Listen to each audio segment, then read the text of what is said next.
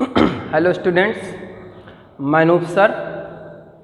आज आप लोग क्लास 9th के इस चौथे पार्ट को देखेंगे।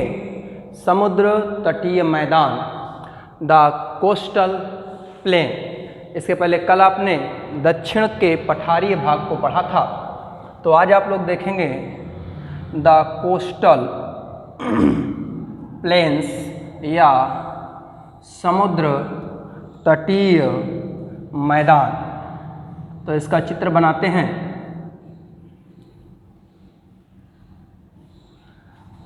इसको हम देखेंगे कि द कोस्टल प्लेन्स कैसे है। तो ये आपका समुद्र तटीय मैदान है। आपने कल ये देखा था, इधर ये दक्षिण का पठार था,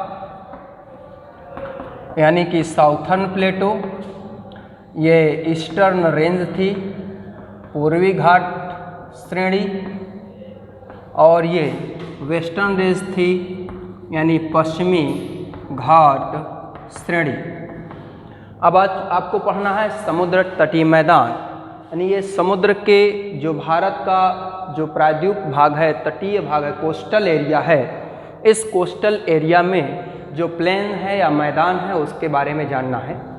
तो अगर हम इसकी स्थिति जानना चाहें, आपसे पूछा जाए भारत के कोस्टल मैदान की स्थिति क्या है, अगर स्थिति बताने को कहा जाए तो आप क्या बताएंगे? इस एरिया को खंभात की खाड़ी कहते हैं, खंभात, ठीक है ना। और यहाँ अगर कहें तो सुंदरवन का डेल्टा है, यहाँ नीचे कन्याकुमारी है। अब स्थिति बताएंगे। समुद्र तटीय मैदान प्रायद्वीपीय भारत के चारों या कोस्टल एरिया में खंभात की खाड़ी से कन्याकुमारी होते हुए सुंदरवन के डेल्टा तक फैला है। यानी समुद्र तटीय मैदान कहाँ स्थित है? तो खंभात की खाड़ी से कन्याकुमारी होते हुए सुंदरवन तक जो भारत का प्रायद्वीपीय तटीय मैदान है, वहाँ यह मैदान स्थित है। इसके बाद इसके निर्माण की बात करते हैं। तो समुद्र तटीय मैदान का निर्माण मुख्यतः कहें तो पठार से निकलने वाली नदियों के बाढ़ व डेल्टा, इसके अलावा समुद्री लहरों के फलस्वरूप इस मैदान का निर्माण हुआ है। यानी कि इस मैदान का निर्माण यहाँ से निकलने वाली जो रिवर्स हैं उनके द्वारा जो फ्लड यानी बाढ़ लाया जाता है, या जो यहाँ डेल्टा बनाए जाते हैं, और समुद्री लहरों के द्वारा इनका निर्माण हुआ है। अब इसका वितरण करते हैं। इसके वितरण की बात करें तो हम समुद्र तटीय मैदान को दो भागों में डिवाइड करते हैं। इस भाग को पूर्वी समुद्र तटीय मैदान या ईस्ट कोस्टल प्लेन, और इसे हम क्या कहेंगे? पश्चिमी समुद्र तटीय मैदान या वेस्ट कोस्टल प्लेन, ठीक है ना। ये ईस्ट कोस्टल प्लेन, ये वेस्ट कोस्टल प्लेन। अब एक एक के बारे में जानते हैं। ईस्ट कोस्टल जो प्लेन है, ईस्ट का जो कोस्टल प्लेन है, उसका निर्माण यहाँ दक्षिण के पठार से निकलने वाली प्रमुख नदियाँ, ठीक है ना, महानदी गोदावरी, कृष्णा, कावेरी। तो महानदी गोदावरी, कृष्णा, कावेरी व इनकी सहायक नदियों द्वारा लाए गए बाढ़ व इनके द्वारा निर्मित डेल्टा और समुद्री लहरों से इस मैदान का निर्माण किया गया है।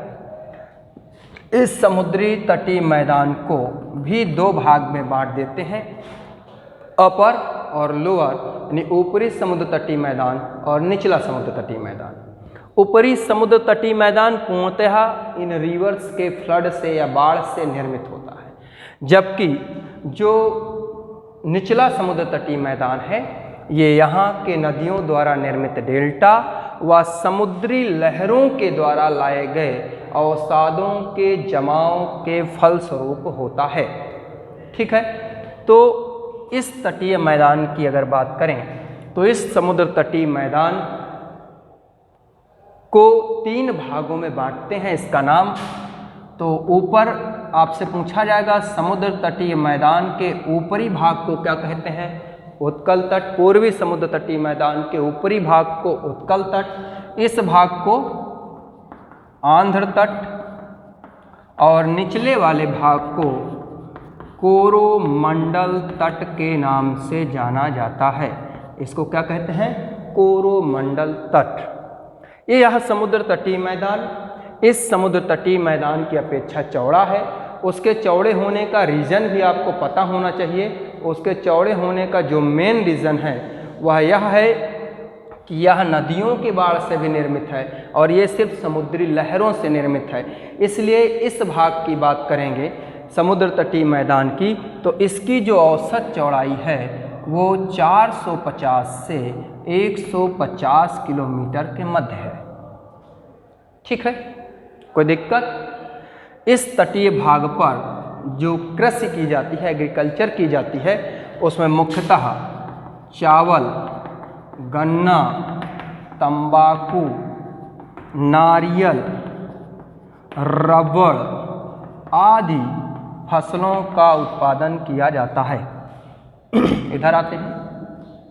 पश्चिमी समुद्र तटीय मैदान पूर्वी समुद्र तटीय मैदान की अपेक्षा सकरा है, यानी इसकी जो चौड़ाई है वो 60 से 50 किलोमीटर के मध्य है।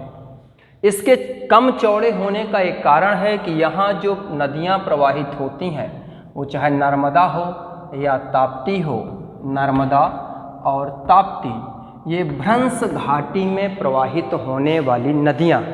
अब भ्रंश घाटी क्या होती है? आपको शुरू में पहली वीडियो में हमने वलन और भ्रंशन पढ़ाया है। तो वलन कमज़ोर शैलों पर होता है, भ्रंशन कठोर शैलों पर होता है। तो भ्रंश वहीं निर्मित होते हैं जहाँ शैल क्या होती है? कठोर होती है। जब शैल कठोर होती है तो यहाँ जो नदियाँ बहती हैं वह कटान नहीं कर पाती, यानी मिट्टी का कटान नहीं करती हैं। और जब वो मिट्टी का कटान नहीं करती तो इनमें अवसाद नहीं होता, मिट्टी धूलकण नहीं होता है। तो इन नदियों का जो वेग है, फ्लो है, वो बहुत तेज होता है।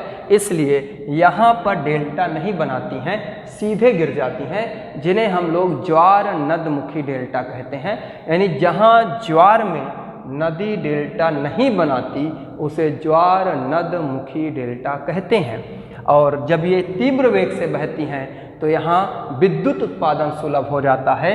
तो यहाँ जनसंख्या सघन होगी, इंडस्ट्रियाँ अधिक होंगी, लेकिन उत्पादन कम होगा। यहाँ जनसंख्या विरल होती है। इस समुद्र तटीय मैदान को भी 3 भाग में बांटते हैं।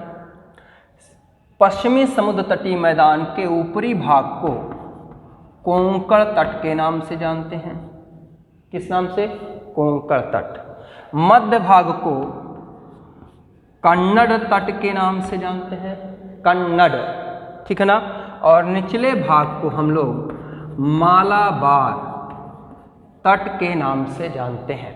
तो आपसे क्वेश्चन पूछा जाएगा, पश्चिमी समुद्र तटीय मैदान के ऊपरी भाग को किस नाम से जानते हैं? कोंकण। पश्चिमी समुद्र तटीय मैदान वेस्टर्न कोस्टल प्लेन के मिडिल भाग को क्या कहते हैं? इस भाग को कन्नड़। और निचले यानी जो डाउन प्लेन है इसे हम लोग मालाबार तट के नाम से जानते हैं।